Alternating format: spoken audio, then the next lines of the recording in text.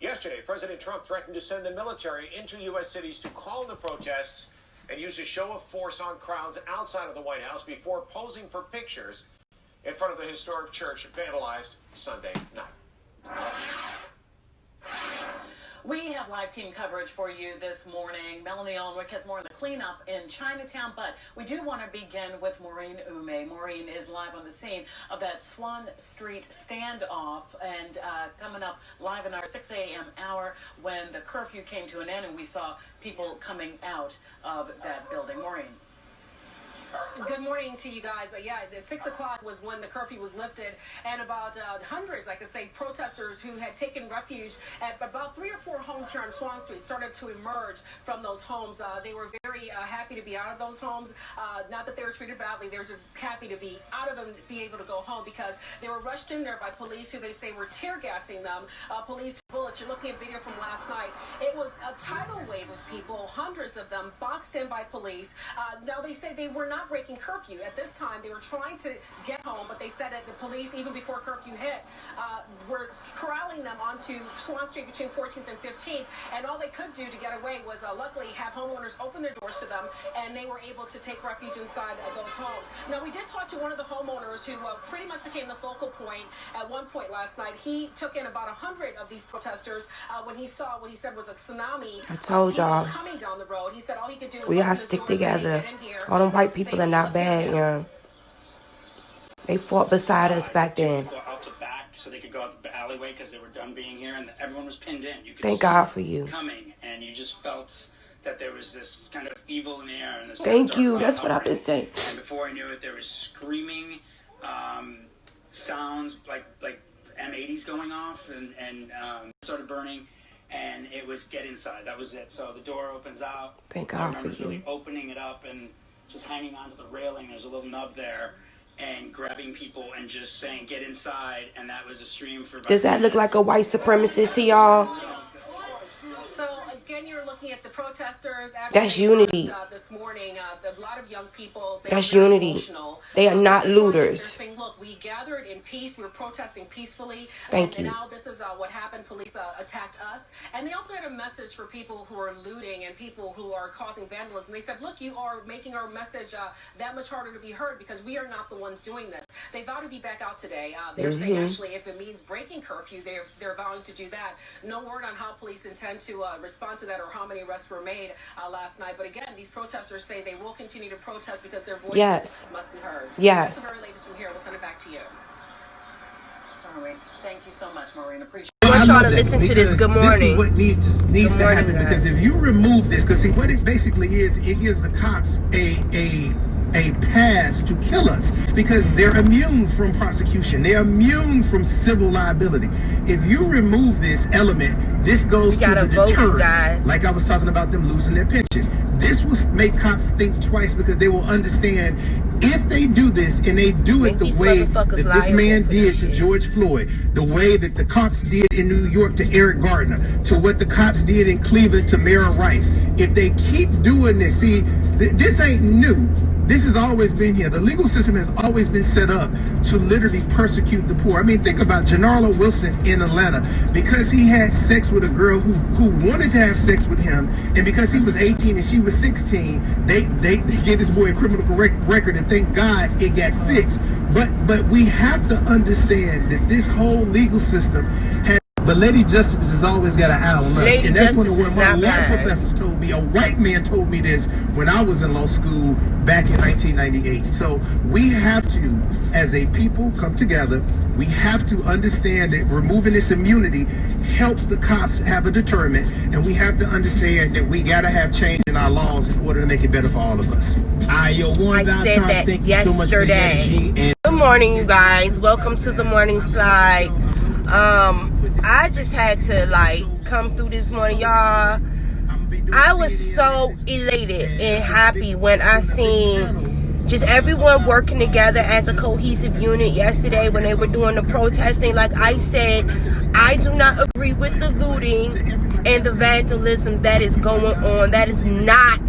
Those are not people that really represent the Black Lives Matters movement. They are not I'm sorry. I'm sorry. everyone that is out there vandalizing and looting, they are being counterproductive to every single thing that we're out here doing. And just like this man just said on the radio, I hope that I caught that part when he said that we have literally been marching. Shit, we've been marching since Martin Luther King, since the Civil Rights Movement. We've been marching since Rodney King. You know?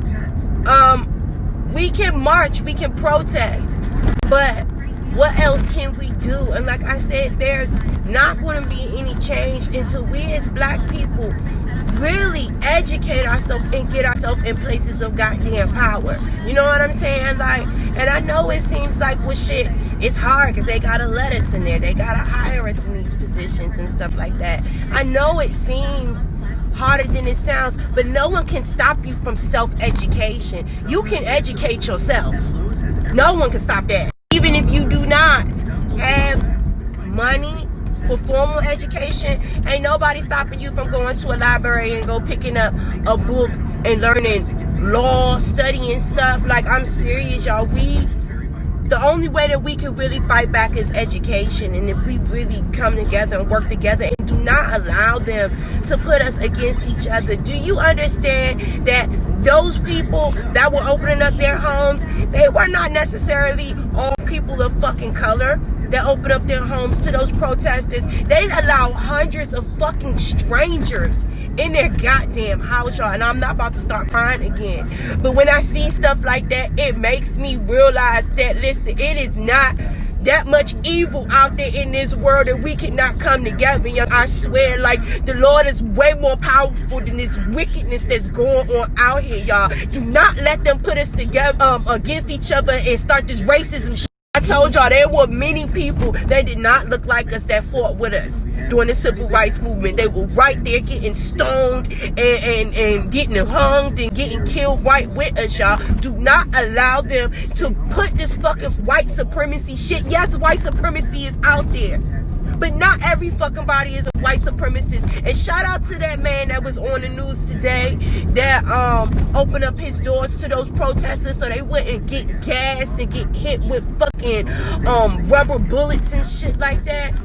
God walked through him yesterday, and I appreciate people like that. That's why I hate motherfucking racist ass black people that act like there are not good people out there that exist like that in the world. You understand? That man and everybody that opened up their goddamn doors, they were saving your brothers and sisters that were out there protesting for the cause, that were not looters, that were not vandalizers, that were not going out there to spread wickedness.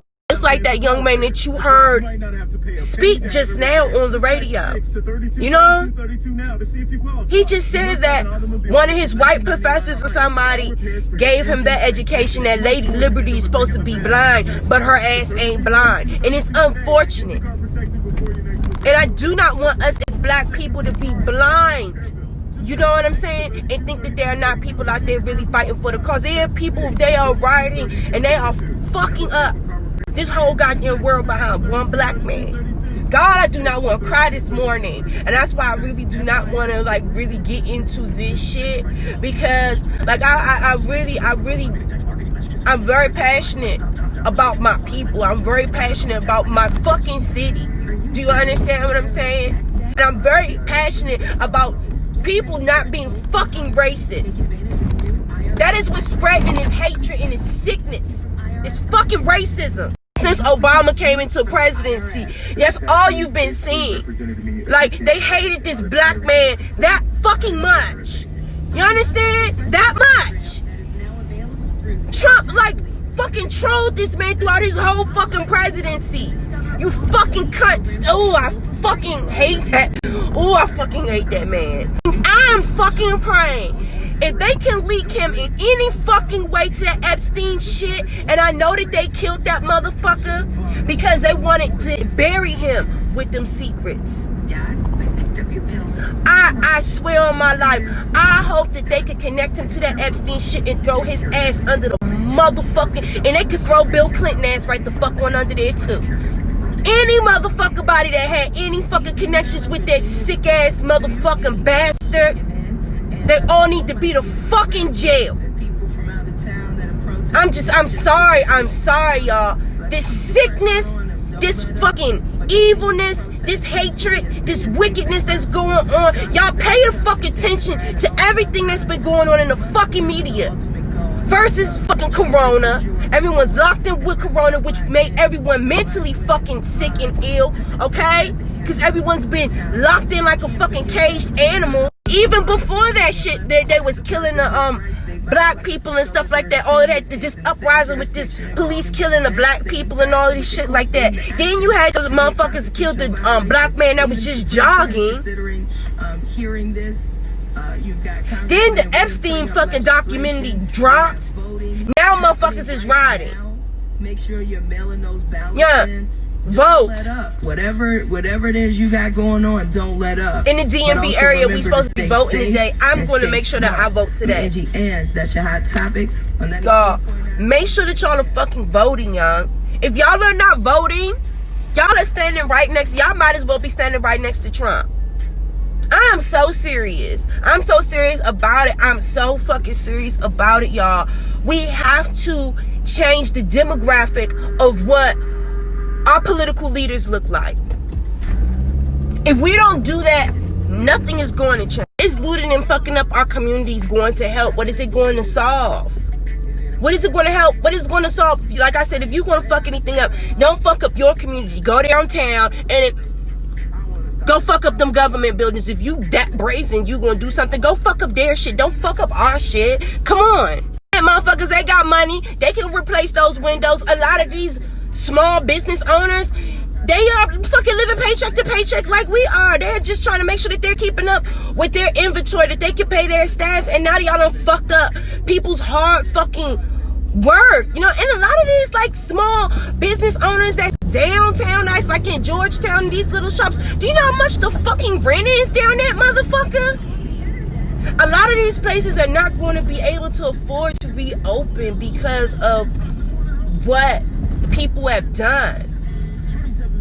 That's why I'm like, why are y'all down there fucking up businesses? Like that shit.